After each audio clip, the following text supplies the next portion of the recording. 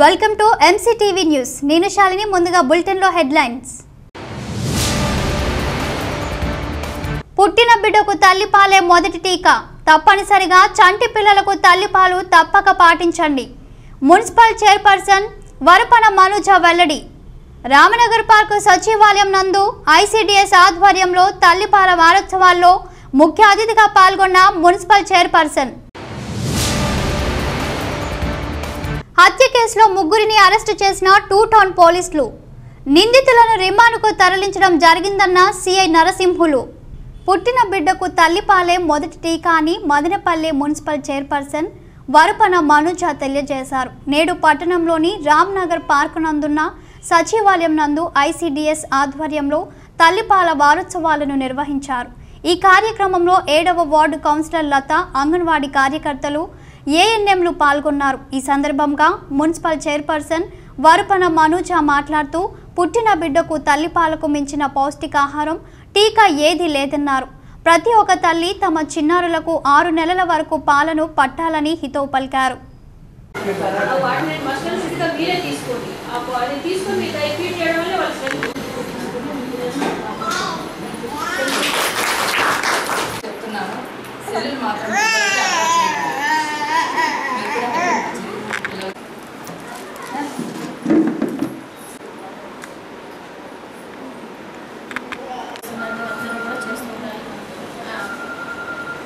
తల్లులు ఫస్ట్ తల్లు లేదు, ఎందుకంటే మన ప్రభుత్వం కూడా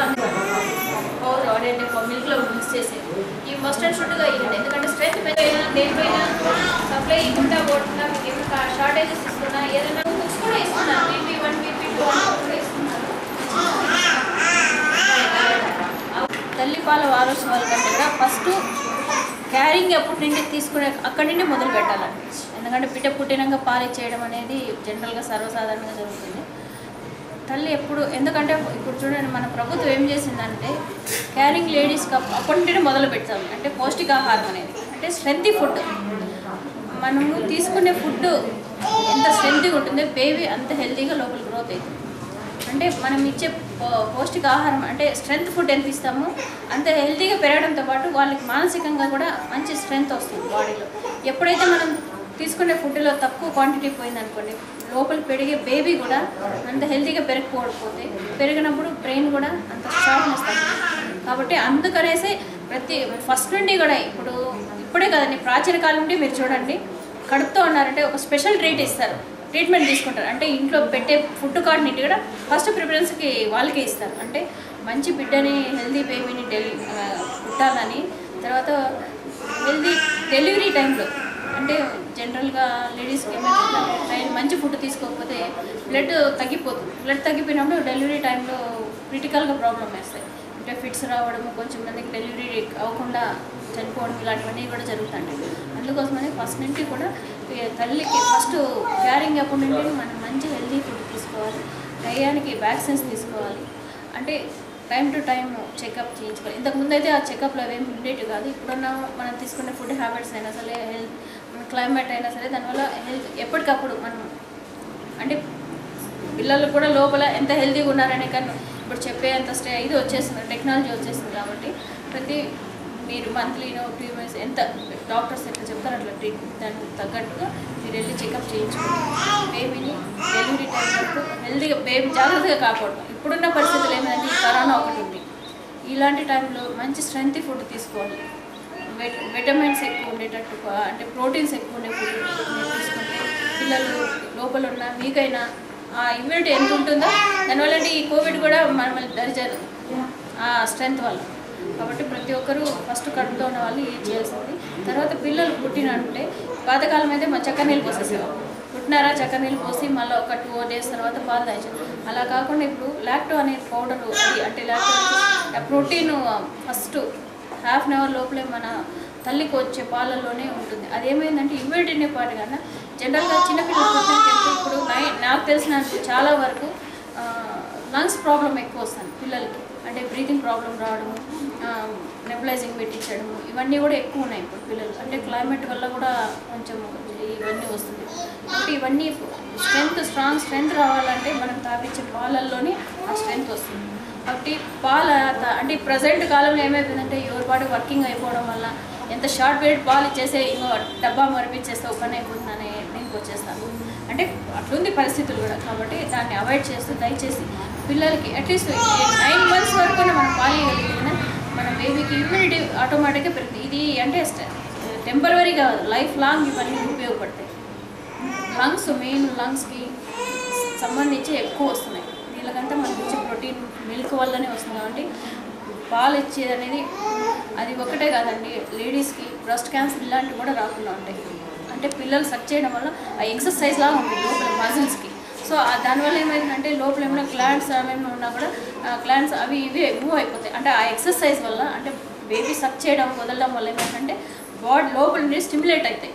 సో దానివల్ల కూడా అవి మనకి రాకుండా ఉండడానికి అది పెద్ద హెల్ప్ అవుతుంది అన్నమాట. పిల్లలు ఫీడ్ చేయడం వల్ల మనకి బ్రెస్ట్ క్యాన్సర్స్ వరకు కూడా చాలా వరకు నివారించడం జరుగుతుంది.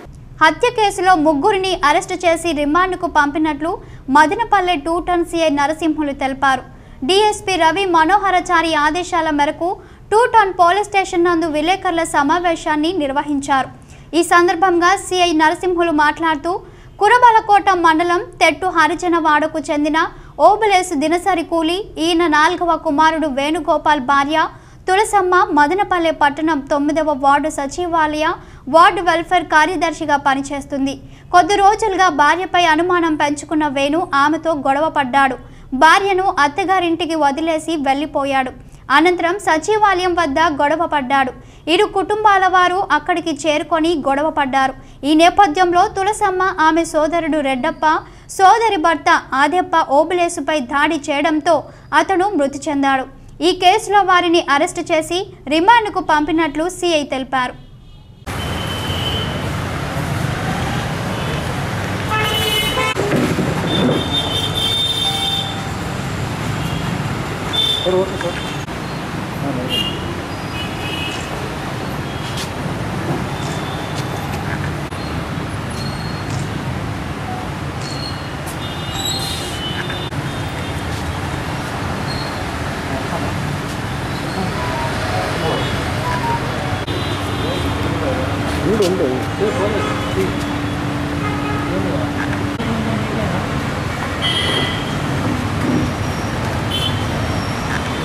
మన మదనపల్లి టౌన్ నందు బర్మా స్ట్రీట్ నందు ఈ నెల 2వ తారీఖున మన భార్యాభర్తల విషయమై అని చెప్పేసి ఆమె భార్య అయినటువంటి తులసి ఆమె 9th వార్డులో వెల్ఫేర్ సెక్రటరీగా పనిచేస్తుంది.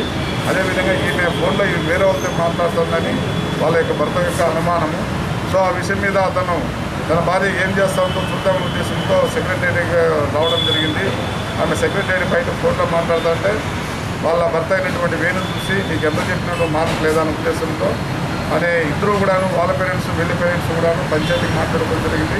సో ఆ పంచాయతీలో మాట వినికి వాళ్ళ అమ్మాయి అయినటువంటి రెడ్డప్ప సో అతన్ని మన వేణు యొక్క వాళ్ళ ఫాదర్ను కాలుతో గట్టిగా తనడం వల్ల అతను వెనుకబడిపోయి తల యొక్క వెనుక భాగంలో తగినటువంటి తీవ్రమైన గాయం వల్ల అతను చనిపోవడం జరిగింది.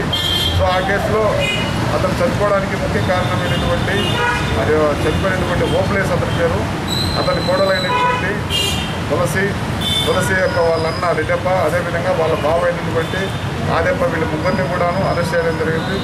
సో దయచేసి పోలీసు వారు మీకు చెప్పేది ఏంటంటే చిన్న భార్యాభర్తల విషయంలో క్షణికావేశానికి లోను కాకుండా ఓపికగా కూర్చొని మాట్లాడుకుంటే కూడాను సమస్య పరిష్కారం అయ్యేది.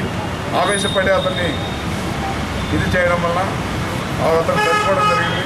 ఇతన్ని ఈరోజు వీళ్ళను ముగ్గురిని కూడా అరెస్ట్ చేసి రిమాండ్ పంపించడం జరిగింది. లక్షలాది మందికి ఉపాధి కల్పిస్తున్న చేనేత రంగాన్ని కాపాడుకునేందుకు కేంద్ర రాష్ట్ర ప్రభుత్వాలు కృషి చేయాలని చేనేత కార్మికులు విజ్ఞప్తి చేశారు. నేడు పట్టణంలోని శ్రీ చౌడేశ్వరి ఆలయం వద్ద ఘనంగా జాతీయ చేనేత దినోత్సవాన్ని ఘనంగా నిర్వహించారు. ఈ కార్యక్రమంలో కౌన్సిలర్లు డిష్ రామకృష్ణారెడ్డి, వెంకటరమణ, చేనేత సంఘం నాయకులు రామచంద్ర, సత్య, సహదేవ, త్యాగరాజు, రవి, వేమయ్య తదితరులు పాల్గొన్నారు. ఈ సందర్భంగా వారు మాట్లాడుతూ చేనేత రంగాన్ని ఆదుకోవడంలో కేంద్ర రాష్ట్ర ప్రభుత్వాలు చొరవ చూపాలని విజ్ఞప్తి చేశారు.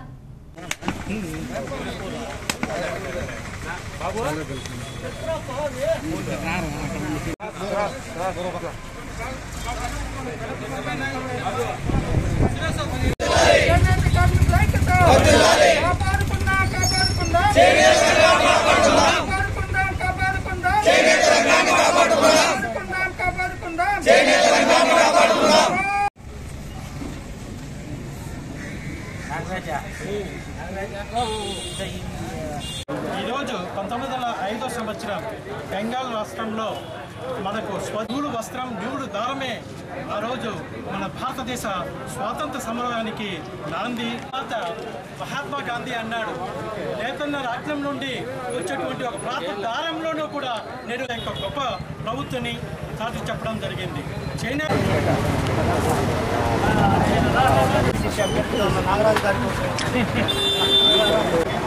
వ్యాక్సిన్ వేస్తున్నారు ఈరోజు.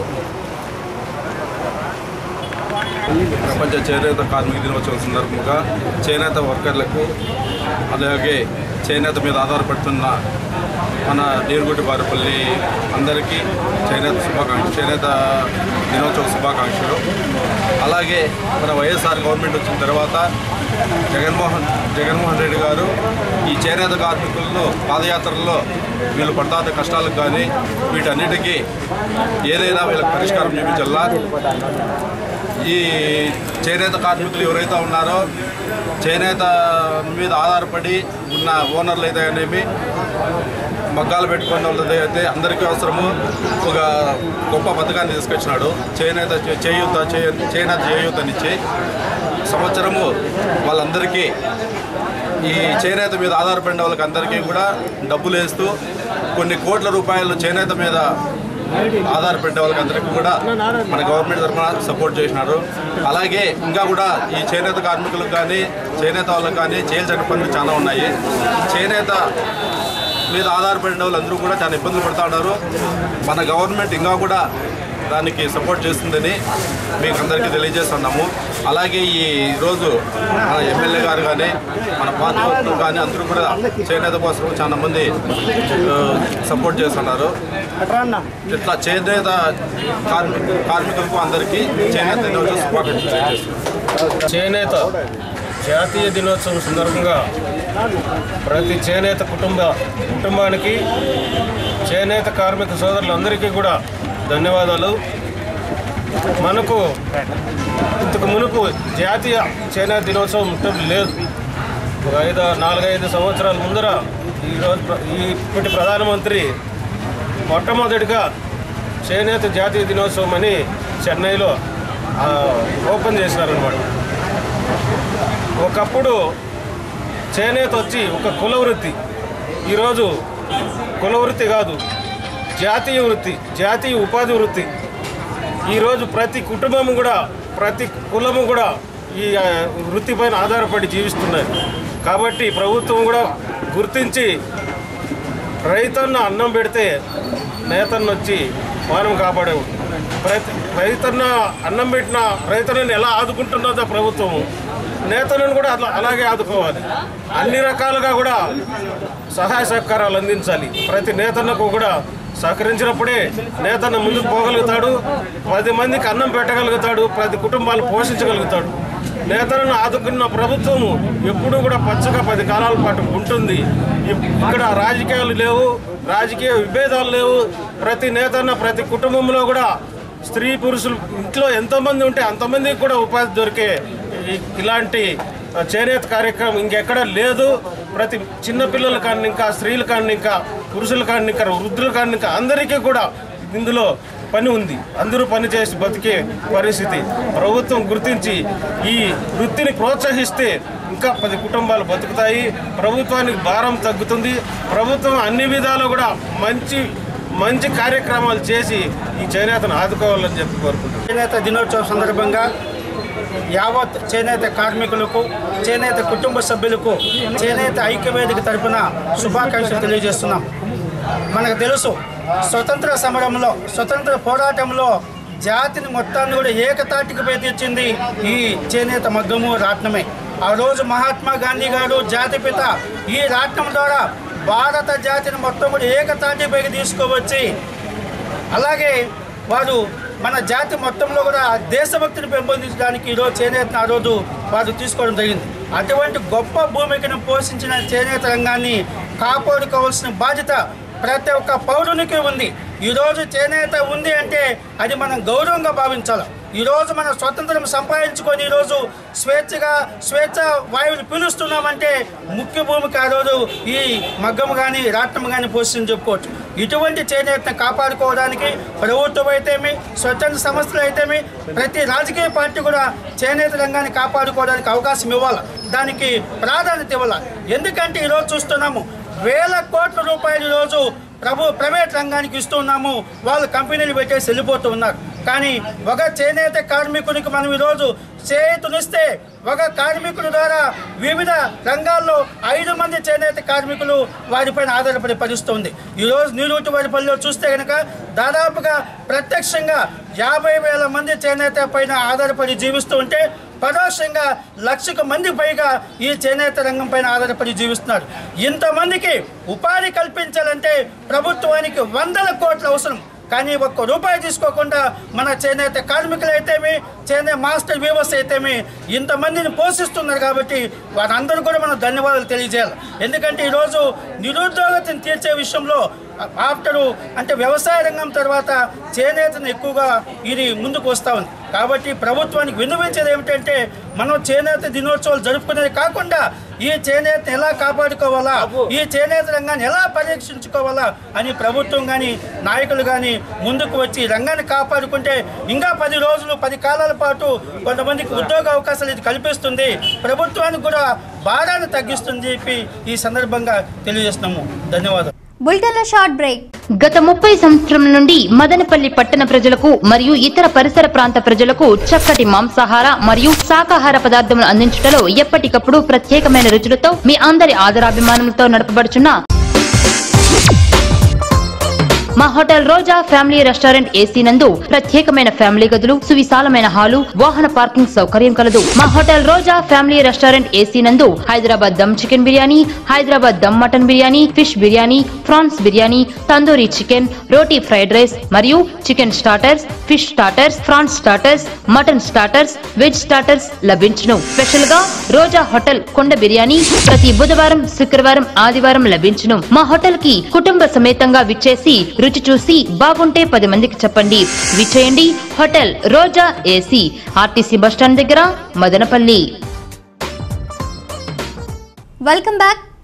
పీలేరు నియోజకవర్గానికి చెందిన ఖమ్మం జగన్మోహన్ రెడ్డి ప్రపంచ మానవ హక్కుల కమిషన్ జాతీయ సభ్యులుగా నియమితులైన సందర్భంగా శనివారం మదనపల్లిలో ఏర్పాటు చేసిన విలేకరుల సమావేశంలో మాట్లాడుతూ కేంద్ర ప్రభుత్వ పెద్దలు తనపైన నమ్మకంతో ఈ కమిషన్లో స్థానం కల్పించారని, మే 24న ప్రపంచ స్థాయిలో జరిగిన సమావేశంలో కమిషన్ యొక్క నియామకాలు జరిగినట్లు వెల్లడించారు.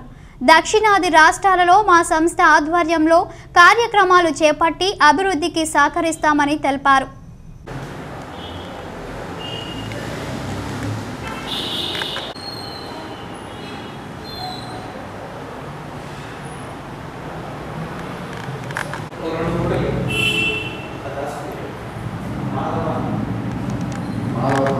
నమస్కారం.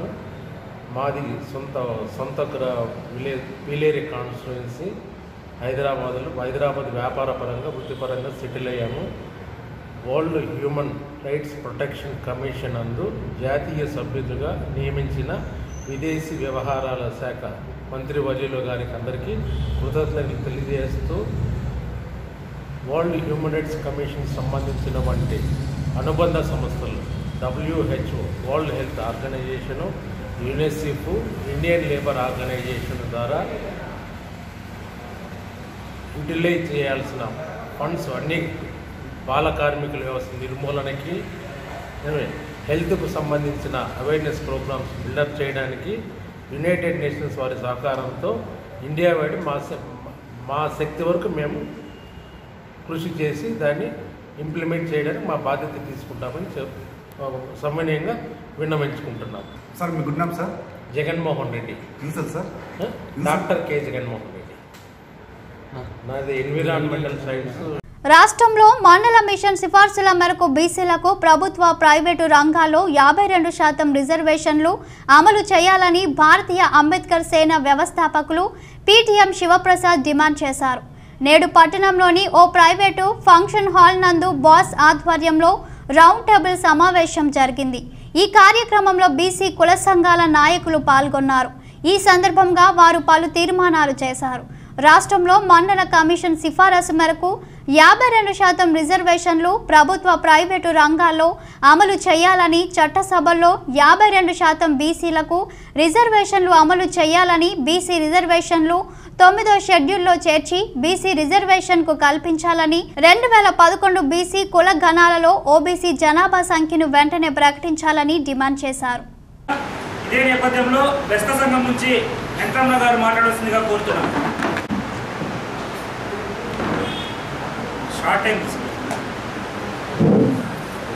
సభకు నమస్కారం. ఇక్కడ వచ్చిన కుల సంఘ పెద్దలందరికీ శిరస్సు వచ్చిన నమస్కారం. మరియు బీసీల కీలక పాత్రగా పోషిస్తున్నారు.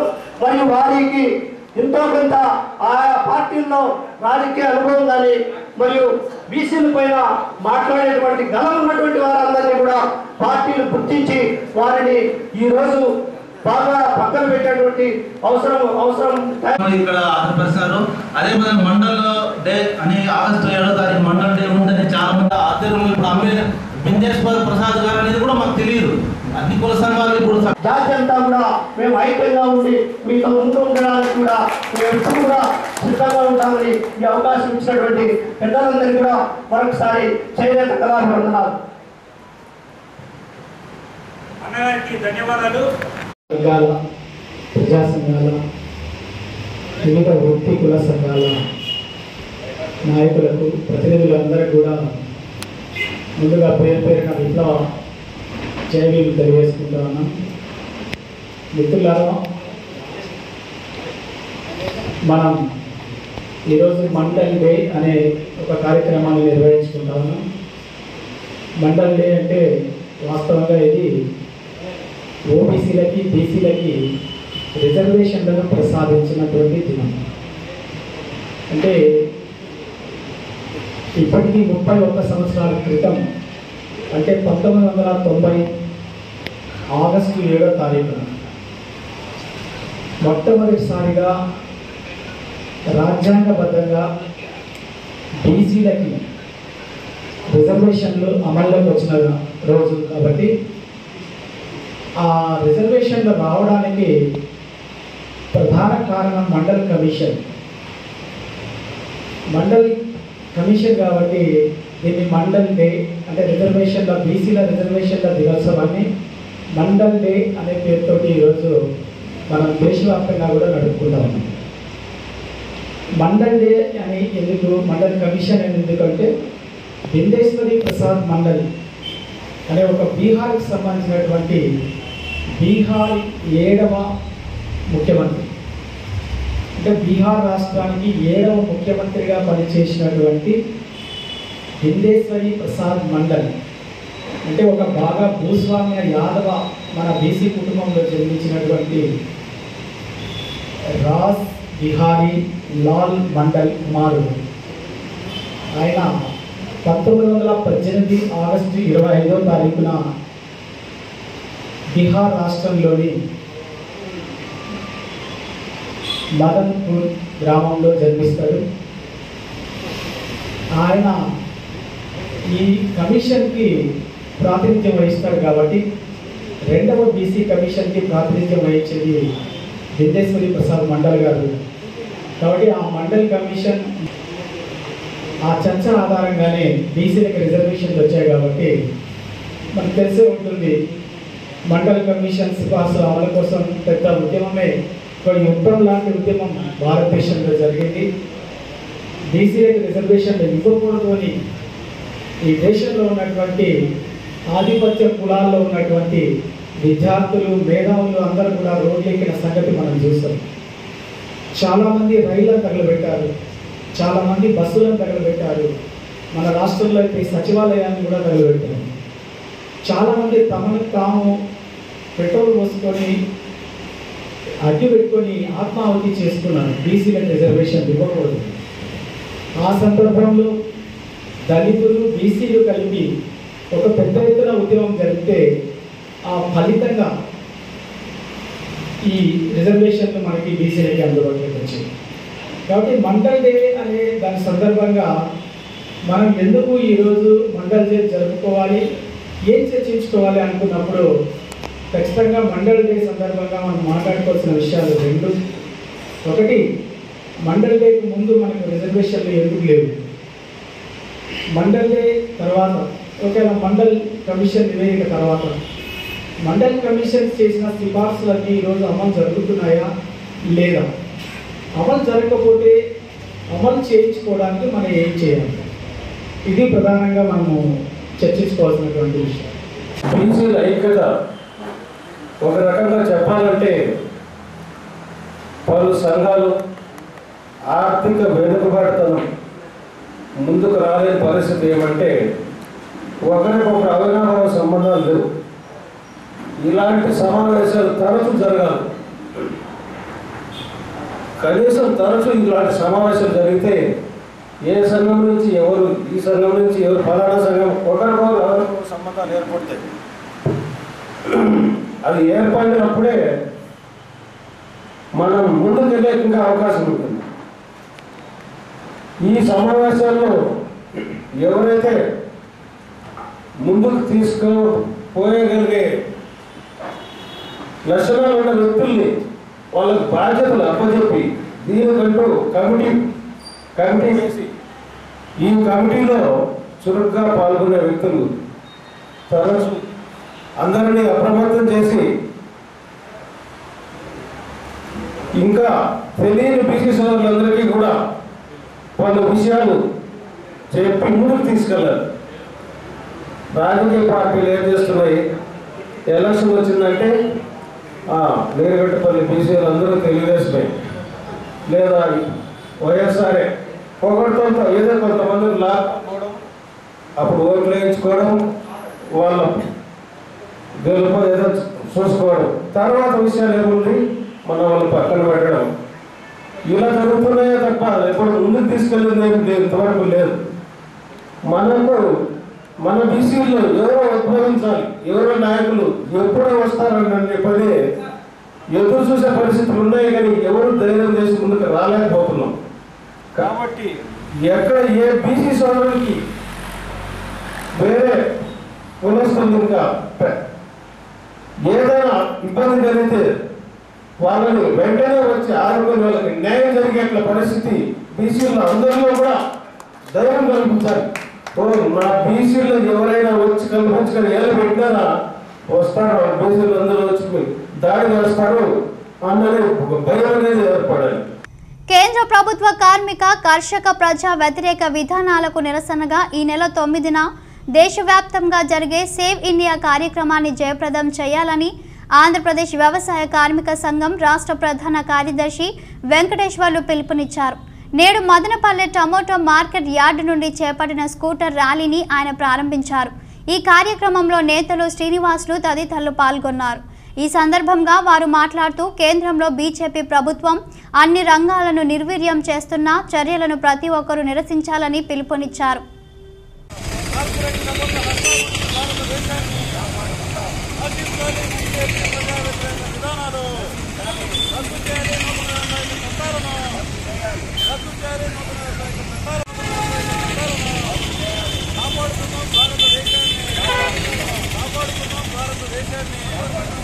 నశించాలి మోడీ ప్రజా వ్యతిరేక విధానాలు, రద్దు చేయాలి విద్యుత్ సంస్కరణ చట్టాన్ని, రద్దు చేయాలి కార్మిక చట్టాల సవరణను, రద్దు చేయాలి కార్మిక చట్టాల సవరణను జయప్రదం చేయాలి.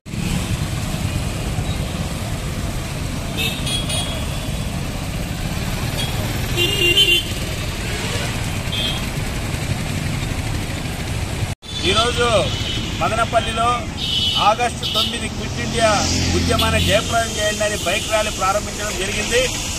ఈరోజు దేశంలో బీజేపీ అధికారంలోకి రెండోసారి వచ్చిన తర్వాత ఈ దేశంలో ఉన్నటువంటి ప్రభుత్వ రంగ సంస్థలంతా ప్రైవేట్ వాళ్ళు కట్టబెడుతుంది. గత 8 నుంచి రైతులు పోరాడుతుంటే కనీసం రైతుల గురించి మాట్లాడలేదు. 3 వ్యవసాయ చట్టాలు ఈ దేశంలో అమలు జరిగితే వ్యవసాయ రంగమే కాదు ఈ దేశంలో ఉన్నటువంటి 130 కోట్ల మందికి ప్రజలకు తీవ్రమైన నష్టం జరుగుతుంది. వ్యవసాయ రంగం దెబ్బతింటుంది.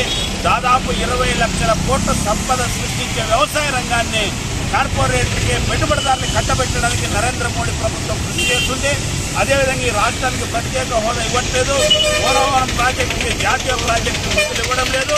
అదేవిధంగా ఉపాధి హామీ చట్టం 12 కోట్ల మందికి ఉపయోగపడే ఉపాధి హామీ చట్టం నిధులు తగ్గించింది. ఆంధ్ర రాష్ట్రంలో 2200 కోట్ల రూపాయల ఉపాధి బకాయిలు ఉన్నాయి. ఇవన్నీ సమస్యలపైన సేవ్ ఇండియా, భారతదేశాన్ని రక్షించుకుందాం, ఈ దేశ సార్వభౌమాధికారాన్ని స్వాతంత్రాన్ని కాపాడుకుందామని రేపు 9వ తేదీన ఫిట్ ఇండియా దినోత్సవం సందర్భంగా ఆందోళన కార్యక్రమం చేపట్టడం జరిగింది. రేపు 9వ తేదీన అన్ని వర్గాల ప్రజలు పెద్ద ఎత్తున పాల్గొని బీజేపీ ప్రభుత్వ యొక్క దుర్మార్గాన్ని తీవ్రంగా ఖండించడం ద్వారా వ్యవసాయ చట్టాన్ని రద్దుకై ఈ పోరాటంలో భాగస్వాములు కమ్మని అందరికీ విజ్ఞప్తి చేస్తున్నాం. ఈరోజు బీజేపీ అవలంబిస్తున్నటువంటి ప్రజా వ్యతిరేక విధానాలకు నిరసనగా 1942 ఆగస్టు 9వ తేదీన బ్రిటిష్ పాలనకు వ్యతిరేకంగా జరిగినటువంటి క్విట్ ఇండియా ఉద్యమ స్ఫూర్తితో ఈ దేశాన్ని కాపాడుకుందామనేటటువంటి పేరుతో సిఐటియు, అఖిల భారత వ్యవసాయ కార్మిక సంఘం, అఖిల భారత రైతు సంఘాలు ఉమ్మడిగా ఇచ్చినటువంటి పిలుపులో భాగంగా 9వ తేదీ జరిగే నిరసనలను జయప్రదం చేయాలని చెప్పి ప్రచార ఆందోళన కార్యక్రమాలను విస్తృతంగా చేస్తున్నాం. అందులో భాగంగా ఈరోజు మదనపల్లి పట్టణంలో స్కూటర్ ర్యాలీ నిర్వహిస్తున్నాం. ప్రజలందరినీ విజ్ఞప్తి చేస్తున్నాం. ఈ నరేంద్ర మోడీ తీసుకొస్తున్నటువంటి విధానాలకు వ్యతిరేకంగా గళం ఎత్తాలని చెప్పి విజ్ఞప్తి చేస్తున్నాం. అందరినీ ఈ నిరసన కార్యక్రమాల్లో పాల్గొనాలని చెప్పి కోరుతున్నాం.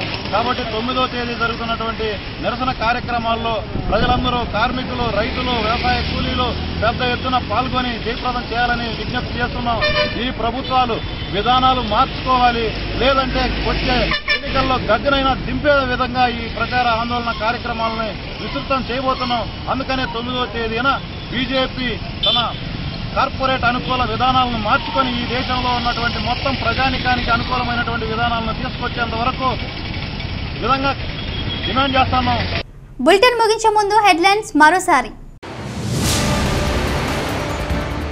పుట్టిన బిడ్డకు తల్లిపాలే మొదటి టీకా, తప్పనిసరిగా చంటి పిల్లలకు తల్లిపాలు తప్పక పాటించండి. మున్సిపల్ చైర్పర్సన్ వరపన మనుజ వెల్లడి. రామనగర్ పార్కు సచివాలయం నందు ఐసిడిఎస్ ఆధ్వర్యంలో తల్లిపాల వారోత్సవాల్లో ముఖ్య అతిథిగా పాల్గొన్న మున్సిపల్ చైర్పర్సన్. హత్య కేసులో ముగ్గురిని అరెస్టు చేసిన 2 టౌన్ పోలీసులు.